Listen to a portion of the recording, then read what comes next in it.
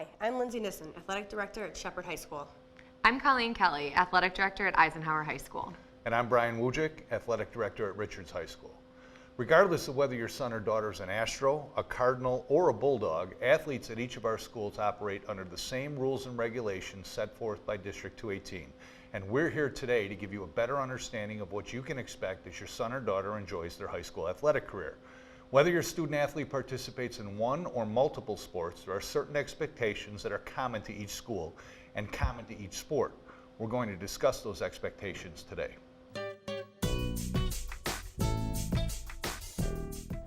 If you are watching this video, we assume you accessed it through the 8 to 18 parent portal. You have registered your student athlete, filled out the appropriate fields, and are working through what is expected of you before your son or daughter is eligible to participate in athletics.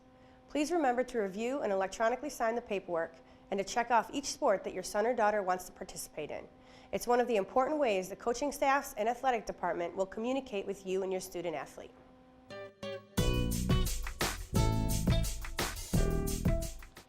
On each school's athletics website, you can find the paperwork you need to fill out and submit. With the exception of the physical, all paperwork will be electronically submitted through the website. The physical form still needs to be turned in to each school's athletic trainer or nurse. The concussion form, parent permission form, emergency contact form, and consent to treat form can be submitted online. We realize it sounds redundant, but you will have to submit this paperwork at the beginning of every sports season in which your child participates. The IHSA requires that each student athlete pass 5 classes the previous semester in order to be eligible for athletics during the next sports season. For example, a student who only passes 4 classes during the spring semester will be ineligible to participate in a fall sport and will be ineligible to participate in a winter sport until grades are posted for the fall semester. If that student athlete passes 5 classes during the fall semester, he or she will become academically eligible to join a winter sport for the second half of their season and can try out for any spring sport. In addition to semester-long eligibility rulings, each school in District 218 runs weekly eligibility checks. A report is generated at 4 a.m. every Monday morning, and every student athlete must be passing 5 classes in order to participate in sports. If a student athlete is not meeting that requirement, he or she will be placed in athletic study table. Athletic study table meets every Tuesday and Wednesday from 3:25 to 5:10 p.m. and it gives the ineligible student athlete an opportunity to get caught up with missing assignments or get tutoring in a specific class to help bring his or her grades up and get them back to competing as quickly as possible. When not in athletic study table, the student athlete is allowed to practice with the team. However, he or she is not allowed to suit up for any competitions that week.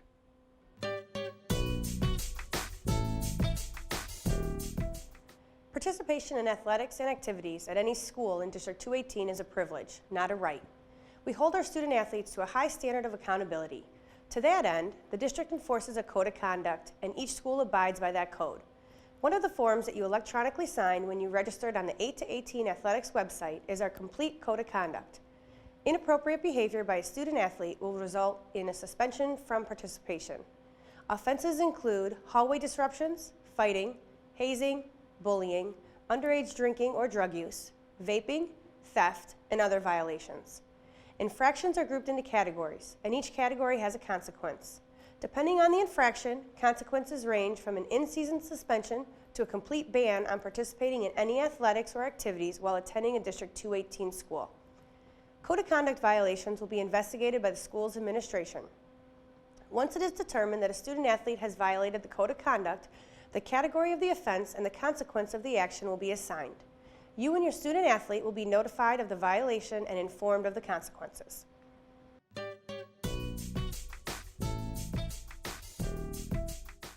Both parenting and coaching are extremely difficult vocations. We appreciate and welcome your participation in your child's athletic career. As your child grows into young adulthood, you should be proud to watch him or her develop as a person, a student, and an athlete. While we hope you come out and support your child at every game, meet, or event, we hope that you recognize that as they mature, your role becomes more of a supportive fan and less of an active participant. Let them succeed, let them fail, let them grow, and learn from their mistakes.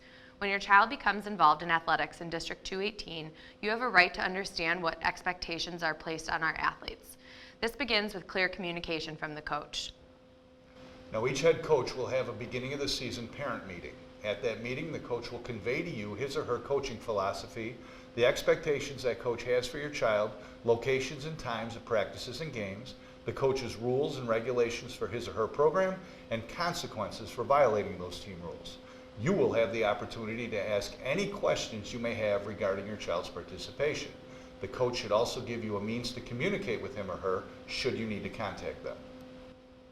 While you expect proper communication from the coach, coaches also expect communication from you or your child, especially when it comes to attendance.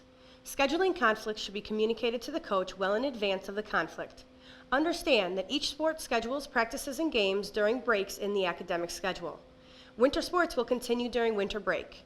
Spring sports will continue during spring break. It is important for your child to commit to the team during that time. If you schedule a family vacation during that time, understand that athletes who miss games and practices be subject to consequences determined by the coach. Miss a game, sit a game is a common consequence, but each situation is evaluated individually by the coach. Be prepared for the consequences should your son or daughter miss practices or games. As your son or daughter progresses through their high school career, playing time becomes less equal. As they become varsity players, the emphasis does turn to winning. A coach will decide what lineup will give their team the best opportunity to win that day. It is possible that your son or daughter may not see playing time in certain varsity games. After the game is not the time to confront a coach about playing time. If you feel your son or daughter is not getting the playing time they deserve, have them speak to the coach. What can I do in practice to improve my playing time is an appropriate question for your son or daughter to ask. You should also encourage your son or daughter to communicate with their coach if there is another issue they'd like resolved or addressed. If you feel there's a need for you to speak to the coach, contact him or her and ask to speak with them, either by phone, email, or in person. The coach should respond promptly and work with you to address your concerns.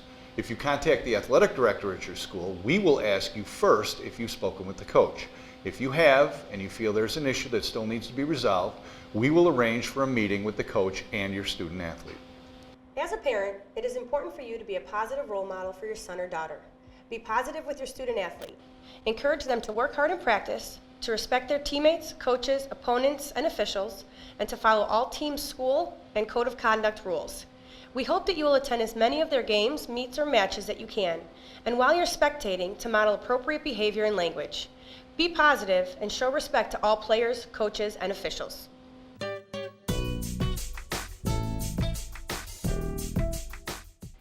Each school in our district has a certified athletic trainer on staff that is on location at all practices and home events. In the event that your son or daughter gets injured, he or she should see the trainer, allow the trainer to assess the injury, and develop a plan for getting back to participating. If you choose to take your son or daughter to your family physician, and the physician determines that your son or daughter should not participate, we are bound by that physician's diagnosis, and your son or daughter will only be allowed to return to participation once we receive a signed letter or note from that physician stating that your son or daughter can return. You are free to seek whatever treatment you feel is best. However, we feel our professional trainers may be able to get your son or daughter back to full participation quicker. Should your student athlete incur a concussion, there is a protocol set forth by the IHSA that all athletic programs are bound to follow. The trainer will conduct an examination of your student athlete. If the trainer determines that there is a possibility of a concussion, the trainer will communicate that to the coach, and the student athlete will be removed from participation until a more complete examination can be conducted. Your student athlete's well-being is our top priority.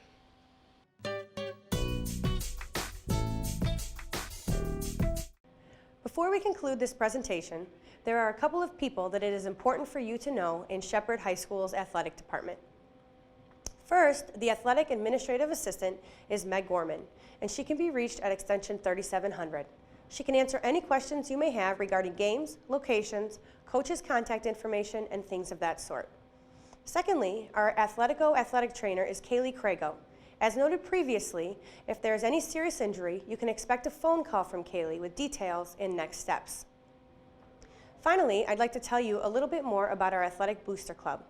Our Booster Club is a dedicated group of current and former Shepard parents who are committed to helping our student athletes and the athletic department.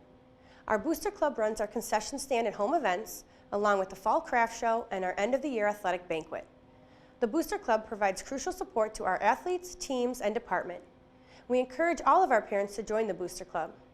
In addition, the Booster Club needs parent volunteers to work the many concession stands that are open, along with volunteering to help with the craft show in the fall and the athletic awards banquet in the spring. For any parent that has a student participating in a sport here at Shepard, we ask that you either volunteer to help at one of these events or pay a $50 Booster Club fee. The preference is that you volunteer your time. However, in the event that that is not possible, you will see a Booster Club fee added on to your school account balance. The Booster Club currently meets on the second Wednesday of every month in the NPR at Shepard. Attending meetings is not required of members, but it is encouraged and welcomed. For more information on how to join the Booster Club and details of our meetings, please visit Shepard's website and look for Booster Club under the Parent section of the website. We hope this video helps explain the policies, procedures, and expectations we have for all student athletes in District 218. Should you have any questions, our contact information is on the screen. Please call or email, and we'll be happy to speak with you. Good luck, and Go Astros! Go Cardinals! go Bulldogs.